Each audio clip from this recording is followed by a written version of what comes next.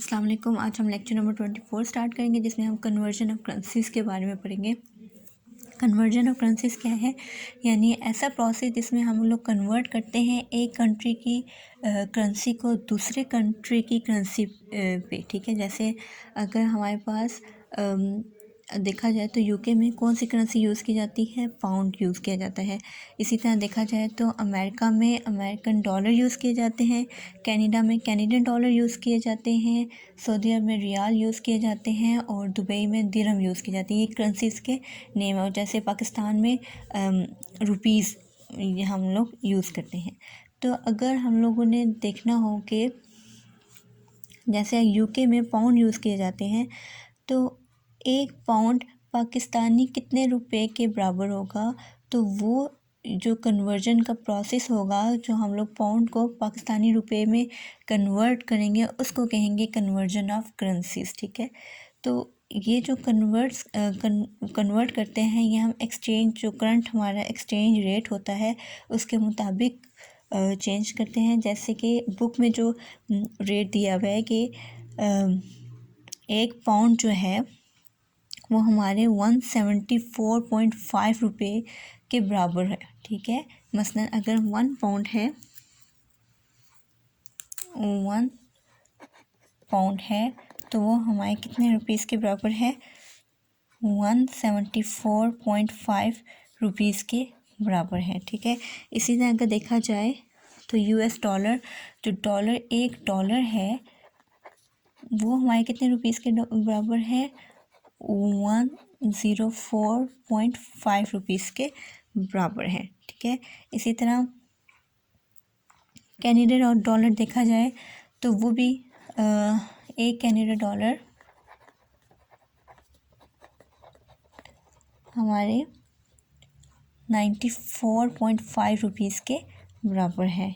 Saudi riyal को देखा जाए, एक सऊदी रियाल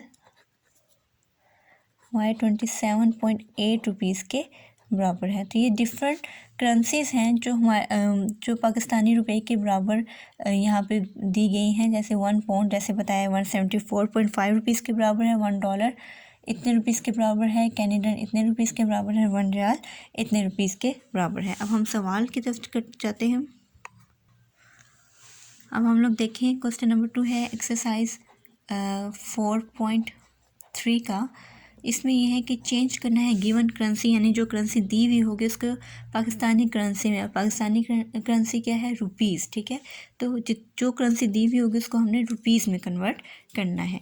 तो अगर आप देखें तो हमें 100 पाउंड्स दिए हुए हैं, तो 100 पाउंड्स को हमने किस में कन्वर्ट करना है? पाकिस्तानी रुपीज़ में। तो इसको करने से पहले सबसे पहले हमें रेट पता होना चाहिए कि यूके पाउंड का रेट क्या है, यानी एक पाउंड किसके बराबर है? हमारे रुपीज़ के रेट ऑफ यूके पाउंड वो किसके इक्वल है? 174.5 रुपीज़ के बराबर है। तो अगर एक पाउंड 174.5 रुपीज़ के बराबर है तो 100 पाउंड किसके बराबर होगा? वो हम लोग 100 पाउंड्स पे किसके बराबर होंगे? ये जो अगर एक पाउंड 174.5 रुपीज़ के बराबर है तो 100 पाउंड्स किसके बराबर होंगे? 174.5 को मल्टीप्लाई करना पड़ेगा 100 के साथ, तभी हमें पता चलेगा किसके बराबर है। तो ये किसके बराबर आ जाता है हमारे पास? 17,450, यानी 100 पाउंड्स किसके बराबर होंगे? 17,450 रुपीज़ के बराबर होंगे।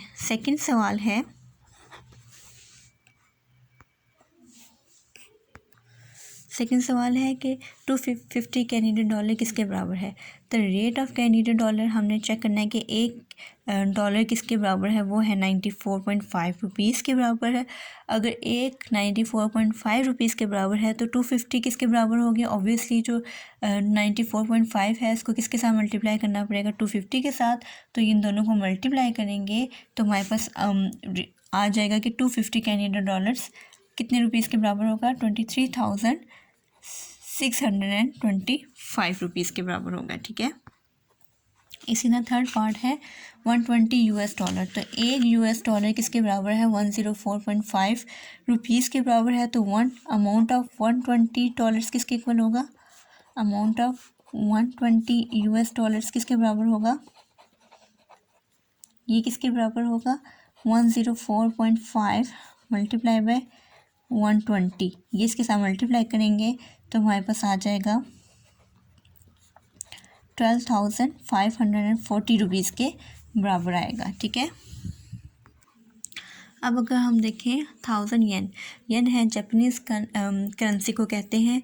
तो रेट क्या है? 1.02, यानी एक येन किसके बराबर है? 1.02 रुपीज़ के पाकिस्तानी करेंसी के बराबर। ठीक है। तो 1000 येन किसके बराबर होगा? 1000 को मल्टीप्लाई कर देंगे हम किसके साथ? रेट के साथ, जो भी रेट है। ठीक।